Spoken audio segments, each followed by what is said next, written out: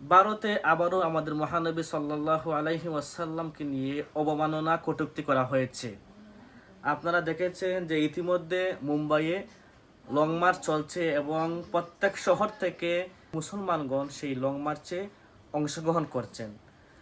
আসলে ভারতের কিছু কট্টরপন্থী এদের ভালো করে জানা উচিত যে আমরা আমাদের নিজেদের জীবনের চাইতেও আমাদের প্যারা নবী মুহাম্মদ সাল্লাল্লাহু আলাইহি ওয়াসাল্লামকে ভালোবাসি। তো কেন জানি না তারা বারবার আমাদের মহানবীকে নিয়ে কটূক্তি করে। তো আমার মতে তারা হয়তো জানতে চায় যে আমাদের ইমানি তেজ কতটুকু, তারা হয়তো এটি পরীক্ষা করতে চায়। কিন্তু তাদের একথা জেনে রাখা উচিত যে আমরা আমাদের নিজেদের জীবনের চাইতেও প্রিয় নবীকে ভালোবাসি। আমরা আমাদের নিজেদের জীবন উৎসর্গ করতে প্রস্তুত প্রিয় নবীজির জন্য। তাদের মতো আমরা এত ভীরু কাপুরুষ নই। আমাদের প্রিয় নবীকে নিয়ে কোনো কটূক্তি করলে আমরা তা সহ্য করব না। আমরা তার মুখ্যম জবাব দেব। যে কোনো দেশেই, যে কোনো রাষ্ট্রেই আমাদের প্রিয় নবীজিকে নিয়ে কটূক্তি করা হলে আমরা তার মুখ্যম জবাব দেব।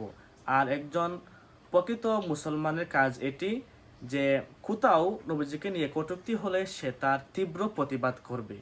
আর যে ব্যক্তি এর প্রতিবাদ করবে না, বুঝতে হবে তার ইমানের মধ্যে দুর্বলতা রয়েছে, সে প্রকৃত ইমানদার নয়। কেননা হাদিসে এসেছে, লা ইউমিনু আহাদুকুম হাত্তা আকুনা আহাব্বা ইলাইহি মিন ওয়ালিদিহি ওয়া ওয়ালাদিহি ওয়ান নাসি আজমাইন।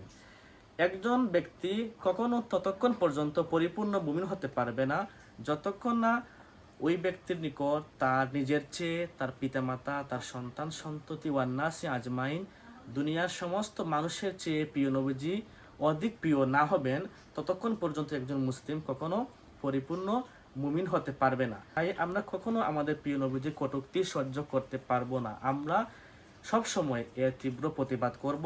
তো মুম্বাইয়ে লং মার্চ চলছে, আশা করছি এর একটি সুফল আমরা পাবো এবং দুশ্মনের রাসূলদেরকে আমরা মুখ্যম জবাব দেব এবং তাদেরকে আমরা জানিয়ে দেব যে আমরা মুসলমানরা প্রতিবাদ করলে তোমাদের পালাবার কোনো জায়গা নাই। কাজেই